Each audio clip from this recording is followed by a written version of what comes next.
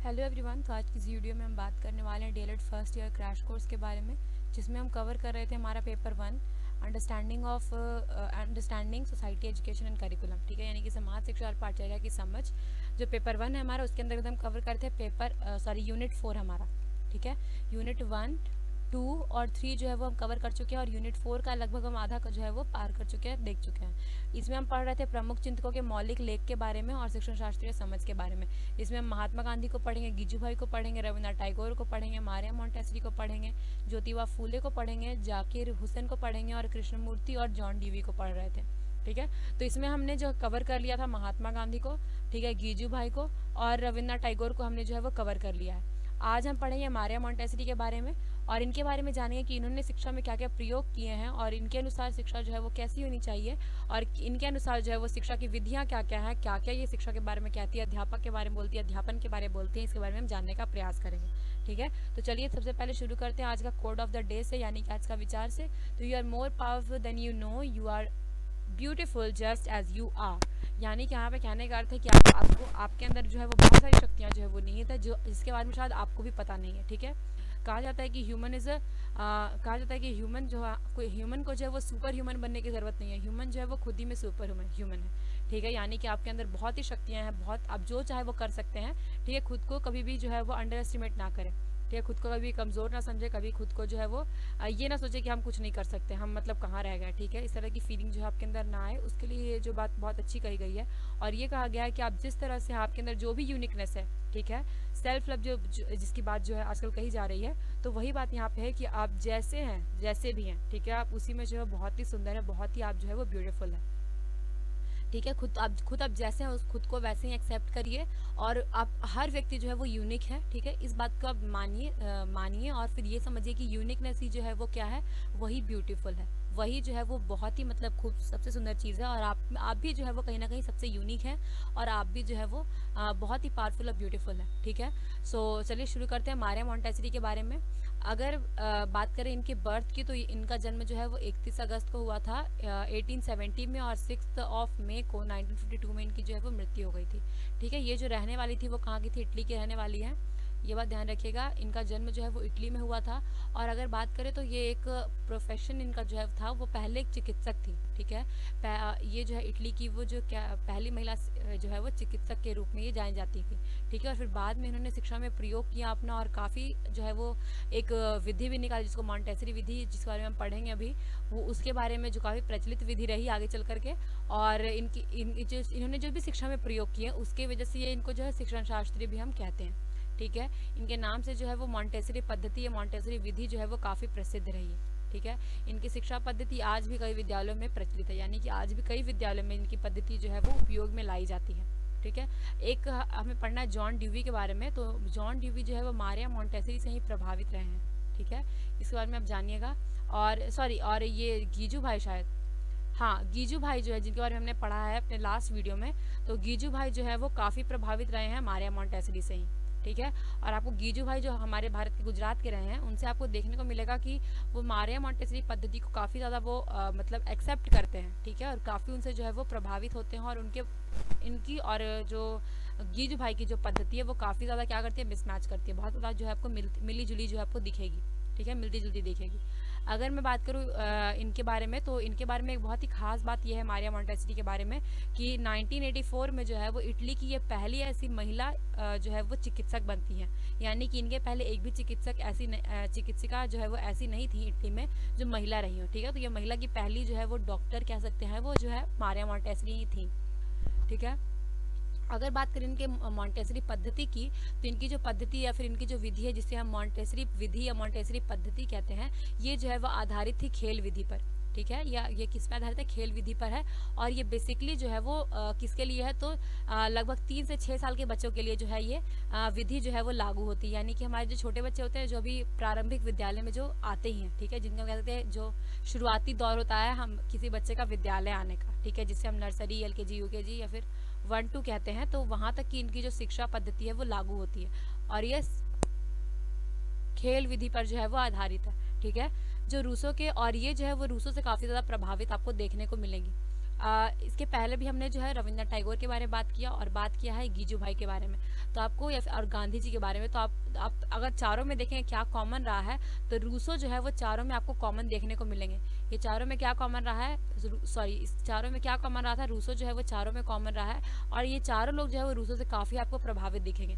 ठीक है, तो रूसो और यहाँ पे मॉन्टेसरी के बारे में भी यही बात है कि वो रूसो से काफ़ी प्रभावित है, और इनके जो सिद्धांत है, ये इनकी जो विधि है, ये जो किसके सिद्धांत पर आधारित है, ये इस रूसो के सिद्धांत पे ही आपको आधारित दिखेगी। ठीक है, चलिए अब आगे देखते हैं शिक्षण सीखने का कौशल या फिर कह सकते हैं लर्निंग स्किल के बारे में। तो लर्निंग स्किल जो है, अगर हम उसकी बात करें तो बच्चा कैसे सीखता है किसी भाषा को, पहले वो सुनता है, ठीक है, फिर उसको बोलता है, फिर पढ़ता है और फिर लिखता है। ठीक है, ये बात कही गई है। जैसे कि आप जानते हो कि हम जब छोटे थे या फिर कोई बच्चा जब छोटा होता है तो क्या करता है, वो पहले वो कुछ बोलता नहीं है, ठीक है, केवल मतलब जो भी है वो रोता है केवल, ठीक है, और क्या करता है वो अपने कान से केवल ऑब्जर्व करता है। आप देखिए छोटे बच्चे को या फिर छोटे बालक को कि वो कहीं बैठ के और बहुत ही मतलब ध्यान से कभी कि वो क्या हो रहा है, वो बहुत ऑब्जर्व करता है चीज़ों को।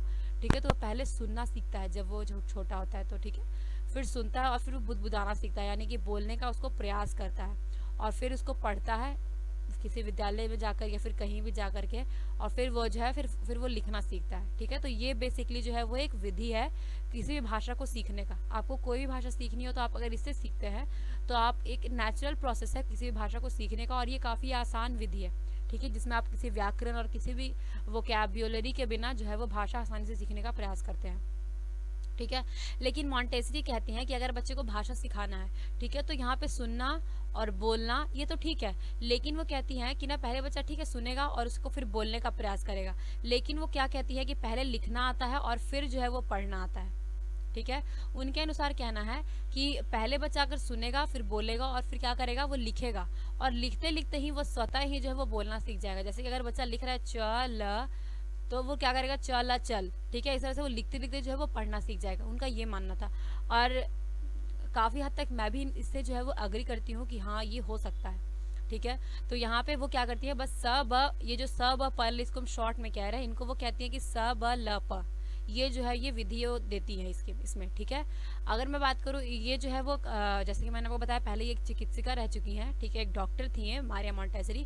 तो इनको फिर शिक्षण शास्त्रीय यानी कि एक शिक्षा में प्रयोग करने की प्रेरणा जो है वो डॉक्टर इटवर्ड से मिलती है। ठीक है, और उनसे ये प्रेरणा लेकर जो है वो पिछड़े बच्चे जो होते हैं, पिछड़े बच्चे कहने का अर्थ है जो पढ़ाई में बहुत ही मतलब तेज़ नहीं होते, जिनके अंदर शायद उतनी कह सकते हैं कि जिनका सीखने का जो जिनकी जो लर्निंग जो उनकी जो कैपेसिटी होती है वो थोड़ी स्लो होती है। ठीक है, तो यहाँ पे बात कही गई है जो वैसे बच्चे थे जो मतलब कक्षा में अच्छे नहीं थे, ठीक है, जिनका मार्क्स उतने अच्छे नहीं थे, उन पे ये जो है वो पहले प्रयोग करती हैं, और फिर जो है ये जो इनके प्रयोग होता है और ये शिक्षण शास्त्री जो है वो बन जाती हैं। ठीक है, इनके काम से इतने मतलब लोग इतने प्रभावित होते हैं कि एक चाइल्ड हाउस जो इटली में रहता है उसका इन्हें अध्यक्ष भी बना दिया जाता है। ठीक है, और अगर बात करें मारिया मॉन्टेसरी के अध्यापन कार्य की, तो अध्यापन कार्य में ये जो है वो बहुत सारी बातें बोलती है, उसमें से यहाँ पे 3 बातें जो है वो मैं आपके साथ डिस्कस करूंगी। पहली बात जो है कहती है कि मनोवैज्ञानिक विकास पर बल दिया जाए, यानी कि शिक्षक या फिर शिक्षक जो है जो भी कक्षा संचालित कर रहा है या फिर जो भी विद्यालय है, वो बच्चों को पहले समझे कि बच्चा किस प्रकार का व्यक्तित्व वाला है, किस तरह का बच्चा जो है वो है। ठीक है, बच्चे में क्या क्या गुण जो है वो उसके अंदर निहित है, उसको उभारने का काम करे शिक्षक। ठीक है, तो ये ज़रूरी है कि बच्चे का जो व्यक्तित्व है, ठीक है, बच्चे का जो उसकी मनोदशा है, जो उसकी मानसिकता है, जो उसकी व्यक्तित्व है, ठीक है, उसको पहले शिक्षक ऑब्जर्व करे, पहले उसको समझने का प्रयास करे कि बच्चा किस तरह का है। ठीक है, क्या वो मतलब याद करने में अच्छा है, क्या वो ड्राइंग में अच्छा है, क्या वो गाने में अच्छा है, क्या वो पढ़ने में अच्छा है। ठीक है, तो अलग अलग चीज़ों में इसको देखे कि बच्चा किस चीज़ में अच्छा कर सकता है, उसी के अनुसार जो है वो शिक्षक उसको उस तरह की शिक्षा दे। ठीक है, अगर बच्चा मान लीजिए वो देखकर चीज़ें ज़्यादा सीखता है और आप उसे केवल आप व्याख्यान विधि से केवल आप पढ़ाने की कोशिश करेंगे तो कभी बच्चा वो जो है वो सीख नहीं पाएगा। ठीक है, तो उसके लिए आप प्रयास करें कि बच्चों को हम प्रत्यक्ष अनुभव के द्वारा, ठीक है, भ्रमण के द्वारा, या फिर उसको हम वीडियो के द्वारा, ठीक है, या फिर चित्र दिखा करके हम उसे दिखाने का प्रयास करें, उसे सिखाने का जो है वो प्रयास करें। तो ये ज़रूरी है कि किसी भी शिक्षक में क्या होना चाहिए, किसी भी शिक्षक को जो है वो मनोविज्ञान जो है वो जानना चाहिए। और डीएलएड में भी हम यही पढ़ रहे हैं कि मनोविज्ञान है क्या। ठीक है। और बच्चे को हम कैसे, बच्चे का हम व्यक्तित्व कैसे जाने कि क्या बच्चा किस प्रकार का बच्चा है, ठीक है। तो यहाँ पे ये कहती है कि मनोविज्ञान शिक्षक जो है वो बच्चे के मनोविज्ञान पे ध्यान दे और उसका उसी के अनुसार जो है उसका विकास करे, ठीक है। दूसरी बात कहती है कि खिलौना, चार्ट या चित्र कार्ड के माध्यम से जो है हमें पढ़ाना चाहिए। यानी कि अगर हम बच्चों को पढ़ा रहे तो केवल हम ये नहीं कहें कि तुम याद कर लो, या फिर ये ना कहें कि हम बोलते हैं तुम खाली सुनो, ठीक है। इस तरह की विधि हम ना अपनाएं, बल्कि हम बच्चों को करके सीखने पर बल दें, ठीक है। हम कुछ चित्र उन्हें उसे दिखाएं, कुछ उसे खिलौना दे कि देखो ये है, ठीक है। जैसे कि अगर हम बच्चों को पढ़ा रहे ए फॉर एप्पल, तो हम उसे एप्पल का चित्र बना करके फिर हम उन्हें एप्पल जो है वो ले जाए और दिखाए, देखो ये ए फॉर एप्पल, ये एप्पल है, ठीक है। ना कि उसका हम हिंदी बताएं, ठीक है। चार्ट लेकर जाए, जैसे कि हम अगर काउंटिंग सिखा रहे हैं तो हम उसको काउंटिंग में दिखाएं कि देखो ये एक पेन है, ठीक है। एक और पेंसिल ले लें उसे, देखो ये दो मिलकर दो हो गया पेंसिल, ठीक है। तो इस तरह से हम क्या करें, पेन पहले एक पेंसिल लें, फिर उसके बाद दो पेंसिल लें, फिर 3 पेंसिल, ऐसे करके उसको गिन कर दिखाएं, देखो 1 2 3 ऐसे करके, ठीक है। तो यहाँ पे जो है वो हम उस तरह से जो है वो सिखाएं उस बच्चे को, ठीक है। चार्ट के माध्यम से, चित्र के माध्यम से, कार्ड के माध्यम से ये सिखाने के लिए कहती है, यानी कि प्रत्यक्ष अनुभव द्वारा करके सीखने पर जो है वो बल दे रही है। रूसो के प्रकृतिवाद से ये प्रभावित थी, जैसा कि मैंने आपको पहले बताया, रूसो से मारिया मोंटेसरी जो है वो काफ़ी प्रभावित रही हैं उसके बारे में, ठीक है। आगे बात करें मोंटेसरी प्रणाली के बारे में, यानी कि मोंटेसरी विधि या मोंटेसरी पद्धति के बारे में। तो इनकी जो पद्धति है वो किसके लिए है, 3 से 6 वर्ष के बालकों के लिए ही ये जो पद्धति है वो उस पर लागू होती है, ठीक है। जो छोटे बालक होते हैं, जो विद्यालय में आना प्रारंभिक करते हैं। और अगर आप देखें गीजू भाई को भी, तो गीजू भाई भी किस पे प्रयोग करते हैं, जो छोटे बच्चे होते हैं, ठीक है, जो विद्यालय में आना प्रारंभ करते हैं और एक विद्यालय की स्थापना भी करते हैं, जिसमें बच्चा क्या करता है, किसी विद्यालय जाने से पहले उनके विद्यालय में आता था, बेसिकली प्ले स्कूल कह सकते हैं, तो उसका स्थापना करते हैं। और इन्हीं से जो है वो गीजू भाई प्रभावित भी थे, जैसा कि मैंने आपको बताया था, है ना।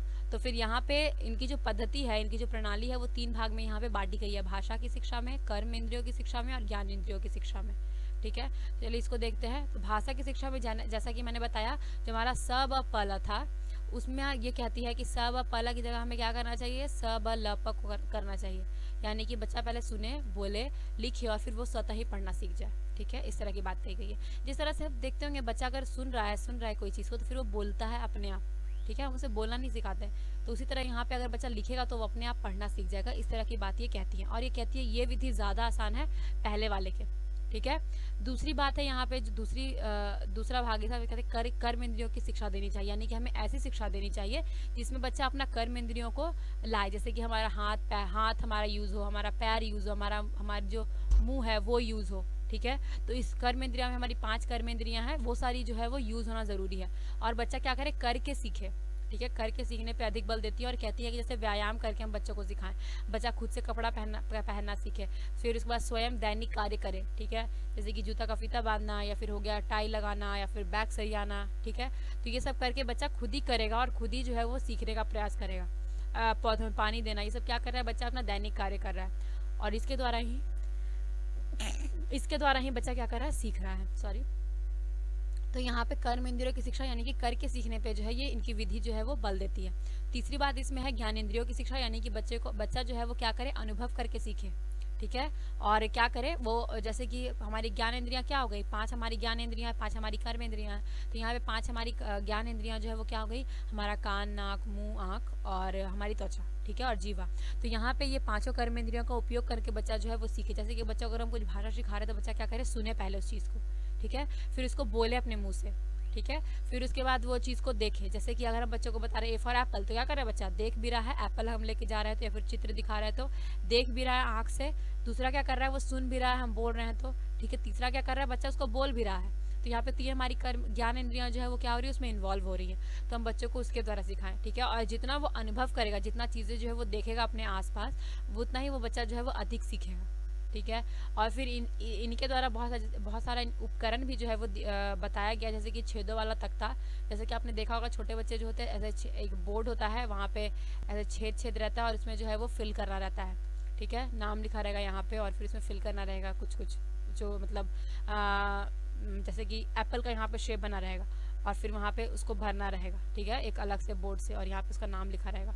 तो वो बच्चा जो है उसको भर के सीखेगा। तो यहाँ पे क्या कर रहा है बच्चा, अपना कर्म इंद्रिय और ज्ञान इंद्रिय का यूज़ कर रहा है, अपने दिमाग का यूज़ कर रहा है। तो यह बच्चा यहाँ पे उससे ज़्यादा सीखेगा, ठीक है, और लंबे समय तक उस चीज़ को जो है वो याद रख पाएगा और उसमें जो उसको खेलने में मज़ा आएगा, ठीक है। वो एक जो कह सकते हैं कि पढ़ेगा नहीं ज़्यादा, वो एक तरह से खेल में जो है वो शिक्षा ग्रहण करेगा, ठीक है। विभिन्न रंगों की टिप्पियाँ, यानी कि जैसे 1 2 का हम उसको लकड़ी का तख्ता दे दें कि देखो ये है, ठीक है। बेलनाकार का जो भी खिलौना मतलब होता है वो सबके द्वारा हम बच्चों को सिखाने का प्रयास करें, इसके बारे में कही गई है। तो मॉन्टेसरी विधि में क्या क्या चीज़ें हैं, एक तो ये है स व ल प के बारे में कि हमें शिक्षा इस तरह मतलब कुछ भाषा इस तरह से सिखानी चाहिए। दूसरा कर्म इंद्रियों के द्वारा शिक्षा देनी चाहिए और ज्ञान इंद्रियों के द्वारा शिक्षा देनी चाहिए। यही जो है मॉन्टेसरी विधि में ये बात कही गई है, 3 बात, ठीक है। आगे बात करें मॉन्टेसरी के बारे में, क्या क्या विशेषताएं हैं मॉन्टेसरी विधि के बारे में, या फिर वो क्या क्या जो है वो बात कहती है कि शिक्षा किस प्रकार की होनी चाहिए उसके बारे में, ठीक है। तो उनके अनुसार शिक्षा जो है वो स्वतंत्र होना चाहिए और खेल विधि द्वारा होना चाहिए, यानी कि बाल केंद्रित शिक्षा पे बल देती हैं और कहती है कि बच्चों को हम स्वतंत्र वातावरण में, ठीक है, खेल विधि द्वारा जो है वो शिक्षा प्राप्त करने दें, ठीक है। ऐसे भी कहा जाता है कि लगभग 5 वर्ष तक बच्चों को जो है वो जितना भी वो खेलना चाहे उसको खेलने देना चाहिए, ठीक है। कहते हैं कि लोड देना चाहिए पढ़ाई का, ऐसा बात नहीं है, जितना बच्चा जो है फिजिकल एक्टिविटी करेगा उतना ही उसका क्या होगा, डेवलपमेंट होगा, ठीक है। अगर आप देखेंगे इवोल्यूशन जो ह्यूमन का हुआ वो कैसे हुआ, पहले ह्यूमन जो है वो 4 पैर पे चलता था, ठीक है। फिर उसके बाद वो धीरे धीरे क्या किया, वो फिजिकल वर्क ज़्यादा करने लगा, ठीक है, हंटिंग करने लगा और अलग जो है फिजिकल वर्क ज़्यादा, उसकी वजह से उसका जो ब्रेन है वो विकसित हुआ। तो अभी भी ये जो रूल है वो फॉलो करता है कि बच्चों को हम फिजिकल वर्क ज़्यादा करवाएं, जितना वो फिजिकल वर्क ज़्यादा करेगा उतना ही उसका माइंड जो है वो डेवलप होगा, ठीक है। तो इसलिए ज़रूरी है कि हम खेल करवाएं या फिर बच्चों को स्वतंत्र छोड़ें, ठीक है, उसमें उसको ज़्यादा कठोर अनुशासन में ना बांधें, ठीक है। दूसरी बात है बाल भवन का निर्माण करना, यानी कि बालक जो है वो विद्यालय जाने से पहले क्या करे, पहले प्री स्कूल जाए जहाँ पे बच्चों को खेलने के लिए और स्वतंत्र वातावरण मिले, ताकि वो बच्चा कभी विद्यालय के मतलब उसके अंदर भय ना बैठे कि विद्यालय को ऐसे जहाँ पे मैं मारा जाएगा, ठीक है, इस तरह की उसके अंदर भावना ना है, ठीक है। शिक्षा के विभिन्न उपकरण से खेल खेल में शिक्षा देना, यानी कि जैसे कि बहुत सारे उसको उपकरण देना है जिससे वो सीख सके, ठीक है। लकड़ी का खिलौना हो चाहे कुछ भी अलग अलग चीज़ें जो है वो चार्ट हो, चित्र हो, उसके द्वारा जो है वो खेल खेल में जिससे शिक्षा देने का हम प्रयास करें, ठीक है। और यहाँ पे चौथी बात कही गई है कि पहले हम लिखना सिखाएं, फिर बच्चा जो है वो पढ़ना स्वतः सीख जाएगा, फिर हम उसे पढ़ना सिखाएं, ठीक है।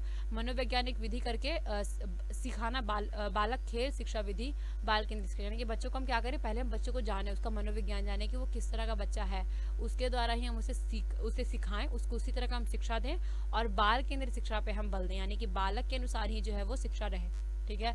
दंड और पुरस्कार नहीं होना चाहिए, यानी कि बच्चों को हम ऐसी शिक्षा ना दें जहाँ पे हम बच्चों को लालच दें कि अगर तुम याद करके आ जाओगे ये 10 मीनिंग तो तुमको हम क्या देंगे, टॉफी देंगे, ठीक है। या फिर अगर तुम नहीं याद करके आओगे तुमको फिर 10 बार उठक बैठी कराएंगे। तो ये हम दंड और पुरस्कार वाली बात जो है उसको हम हटाएं अपने पाठचर्या से, अपने करिकुलम से, ठीक है। उसकी बात कहते हैं टाइम टेबल नहीं होना चाहिए, कभी भी छोटे बच्चों को खास करके टाइम टेबल नहीं बनाना चाहिए। क्यों? क्योंकि बच्चा जो है वो जो करना चाहे हम उसे कर दें। मान लीजिए अभी हम उसको मैथ पढ़ाने का भी पीरियड है और बच्चे को मैथ पढ़ने का मतलब मन ही नहीं है, उसको पढ़ने का मन है कि हम कुछ और बाहर जाके कुछ खेलें, ठीक है।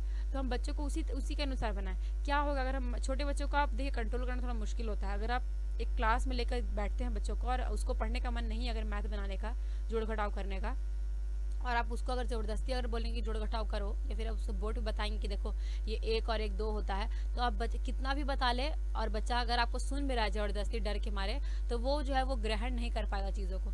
इसलिए यहाँ पे टाइम टेबल भी नहीं रहने की बात करती हैं और दंड पुरस्कार की बात नहीं करती हैं, यानी कि बाल केंद्रित शिक्षा की बात करते हैं, जो बच्चा चाहे उसी के अनुसार शिक्षा देने की बात जो है वो कहती हैं, ठीक है। तो आज के लिए बस इतना ही। आपको आई होप कि आपको वीडियो समझ में आया होगा। जो भी टॉपिक आपको नहीं समझ में आया है आप मुझे दोबारा से कमेंट करके बता सकते हैं, ठीक है। और आज के लिए बस इतना ही, मिलते हैं नेक्स्ट वीडियो में दूसरे किसी शिक्षण शास्त्री के साथ और बात करेंगे उनके बारे में। तो thank you for watching, happy reading.